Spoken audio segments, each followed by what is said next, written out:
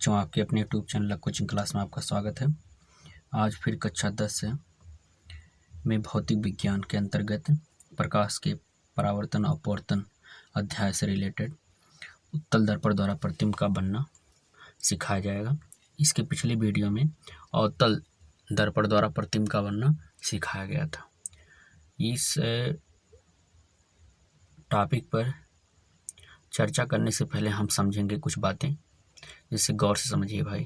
देखिए, चाहे उत्तल दर्पण हो या अवतल दर्पण हो, वस्तु हमेशा दर्पण के बाएं तरफ रखा जाता है। अब वस्तु के रखने की 6 स्थिति होती है। इसके पिछले वीडियो में भी हमने बताया था। यहाँ भी उत्तल दर्पण के सामने बाएं तरफ वस्तु के रखने की 6 स्थितियाँ ही होंगी, परंतु उत्तल दर्पण द्वारा प्रतिबिंब की केवल 2 स्थिति मिलती है, यानी प्रतिबिंब केवल 2 स्थान पर ही बनते हैं। और ये बात भी ध्यान में रखिएगा कि हमेशा उत्तल दर्पण द्वारा जो प्रतिबिंब बनता है सीधा बनता, आभासी बनता है, ठीक भैया, और दर्पण के पीछे बनता है, यानी परावर्तक तल के पीछे। कन्फर्म हुआ? तो यहाँ इस वीडियो में उत्तल दर्पण द्वारा प्रतिबिंब की स्थिति के अनुसार केवल और केवल 2 चित्र बना करके समझाया जाएगा। ध्यान देंगे भैया। इसके पिछले वीडियो में 6 चित्र बनाया गया था। वस्तु की रखने की 6 स्थिति थी, तो अलग अलग प्रतिबिंब अलग अलग स्थिति में प्राप्त हुआ था, इसलिए 6 चित्र बनाना पड़ा था। परंतु इसमें यानी उत्तल दर्पण द्वारा जो प्रतिबिंब बनेगा, प्रतिबिंब के बनने की 2 स्थिति प्राप्त होती है, ठीक। इसलिए वस्तु के रखने की 6 स्थितियों में से केवल और केवल 2 चित्र बनाया जाएगा, 2 ही चित्र के द्वारा समझाया जाएगा। तो आइए देखा जाए, पहली स्थिति क्या है। पहली स्थिति यह है, जब वस्तु अनंत पर स्थित हो। जब वस्तु अनंत पर स्थित हो, एक तो ये स्थिति होगी, और दूसरी स्थिति होगी जब वस्तु अनंत और दर्पण के बीच स्थित। तो आइए देखा जाए पहली स्थिति। उसके बाद हम एक चित्र और बनाएंगे जिसमें वस्तु को अनंत और दर्पण के बीच कहीं भी रख दीजिए, हमेशा उसका प्रतिबिंब फोकस और ध्रुव के बीच ही बनेगा। इसलिए हम अलग अलग स्थितियों में वस्तु को ना रख करके केवल एक जगह रख करके कहीं भी रख देंगे, अनंत और दर्पण के बीच, ध्रुव के बीच कहीं भी रख देंगे, तो उसका जो प्रतिबिंब बनेगा दर्पण के परावर्तक तल के पीछे फोकस और ध्रुव के बीच बनेगा, ठीक भैया। तो आइए देखा जाए पहली स्थिति। ये दर्पण का ध्रुव बिंदु है, ये फोकस है और ये वक्रता केंद्र है। ये है एक उत्तल दर्पण। क्यों? क्योंकि इसका परावर्तक तल उभरा तल हुआ, ठीक भैया, उभरा तल है या बाहर वाला तल। तो पहली स्थिति में जब वस्तु अनंत पर हो, अनंत पर कहीं वस्तु है, तो ध्यान देंगे जो प्रकाश किरणें उत्तल दर्पण के मुख्य अक्ष के समांतर चलती हैं, अनंत से आने वाली जो प्रकाश किरणें होती हैं वो समांतर ही होती हैं। तो जो प्रकाश किरणें समांतर चलेंगी, यदि वो प्रकाश किरणें मुख्य अक्ष के समांतर हों, ठीक भैया, मुख्य अक्ष के क्या हों, समांतर हों, तो उत्तल दर्पण के परावर्तक तल से परावर्तन के पश्चात ये किरणें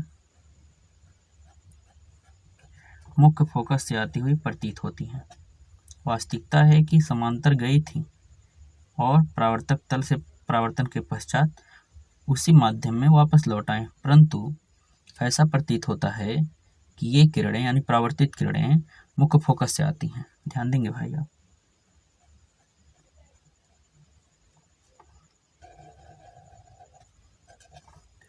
ये जो परावर्तित किरण, देखिए भाई, ये जो परावर्तित किरणें हैं यहाँ और यहाँ, ऐसा लग रहा है कि ये किरणें इस बिंदु F से आ रही हैं, है ना भैया। तो ये परावर्तित किरणें एक दूसरे को कहाँ काट रही हैं? फोकस पर, फोकस पर मिल रही हैं, दर्पण के परावर्तक तल के पीछे। तो आप इसका निष्कर्ष क्या लिखेंगे?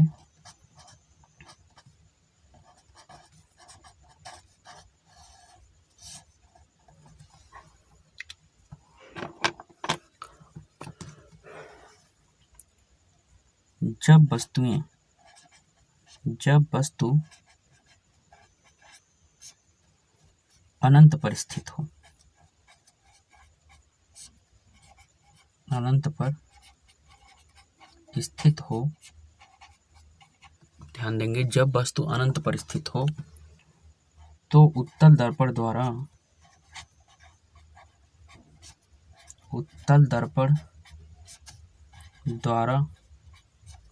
वस्तु का प्रतिबिंब,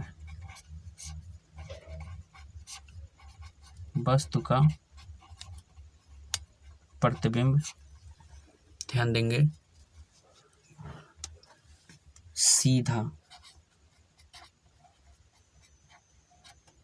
आभासी वस्तु से अत्यंत छोटा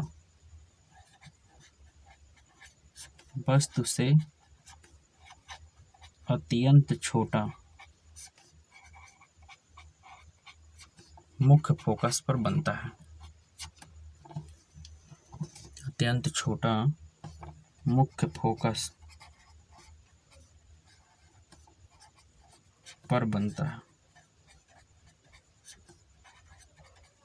ये इसका निष्कर्ष है भाई। फिर से देखेंगे, आपको बताया गया कि जो प्रकाश किरणें अनंत से चलती है एक दूसरे के समांतर होती हैं, और उत्तल दर्पण के मुख्य अक्ष के समांतर चलने वाली प्रकाश किरणें दर्पण से परावर्तन के पश्चात परावर्तित किरणें मुख्य फोकस से आती हुई प्रतीत होती हैं। तो ये परावर्तित किरणें मुख्य फोकस पर मिल रही हैं भैया, प्रतीत हो रही हैं, तो उसका प्रतिबिंब मुख्य फोकस पर बनेगा।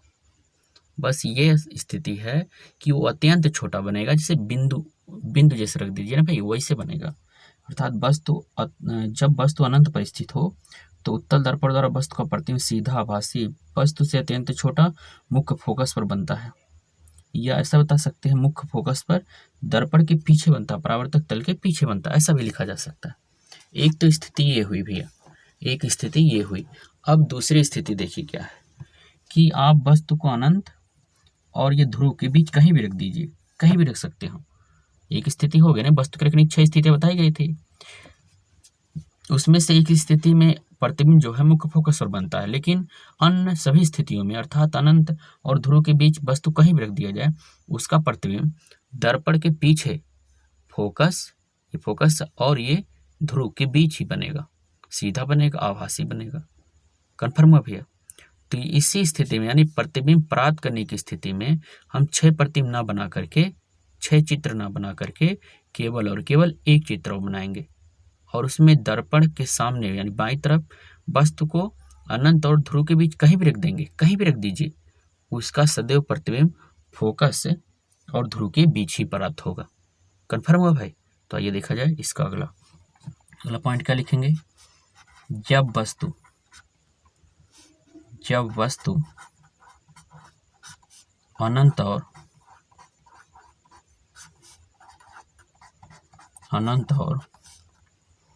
ध्रुव के बीच, ध्रुव P के बीच कहीं भी स्थित हो,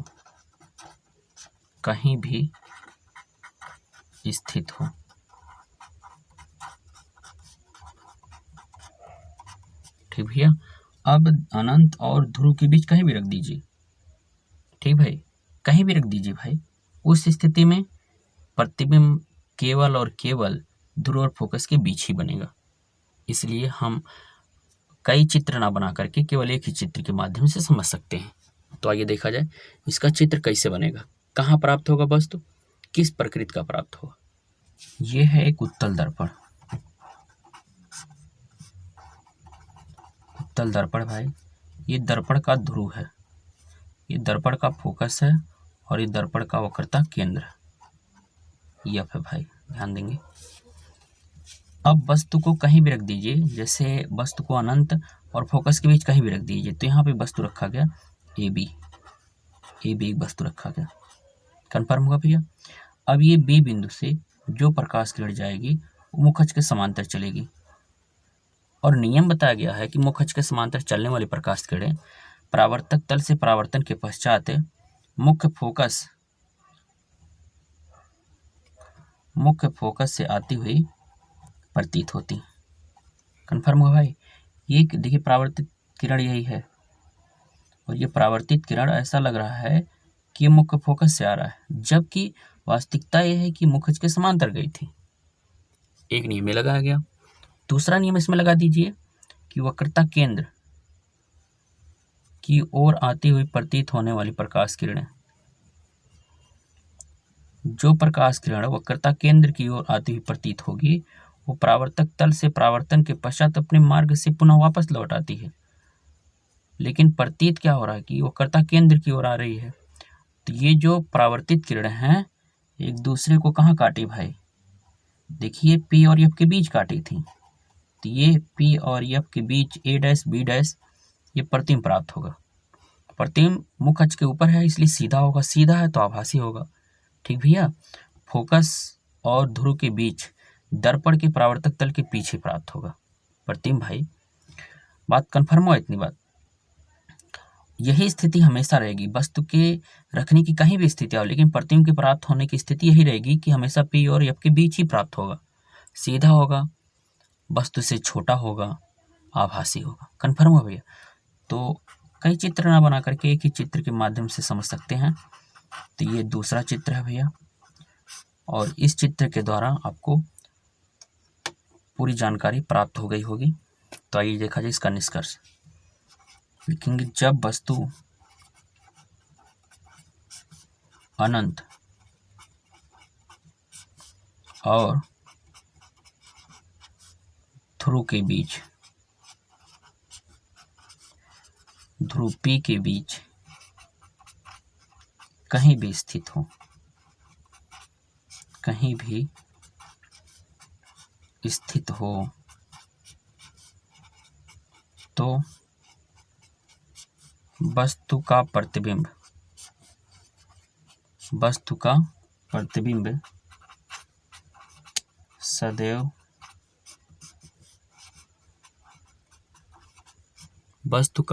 सदैव सीधा, आभासी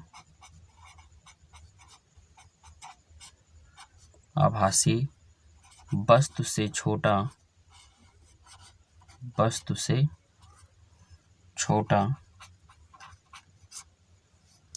परावर्तक तल के पीछे, या लिख दे दर्पण के पीछे,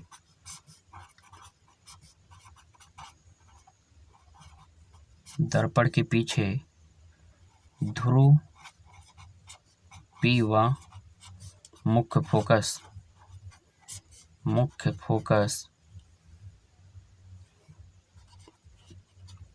फोकस F के बीच प्राप्त होता है।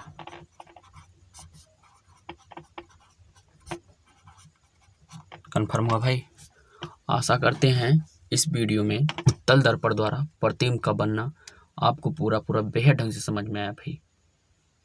यदि कहीं आपको दिक्कत है तो आप एक बार फिर से रिपीट करके देख लीजिए भाई, नोट्स बनाइए, एक बार रिवीजन कीजिए, जो बात बताई गई है उसे ध्यान से सुनिए।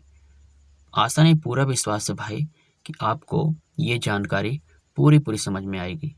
कन्फर्म हुआ भाई। आगे के वीडियो में फिर मिलेंगे, तब तक के लिए जय हिंद दोस्तों।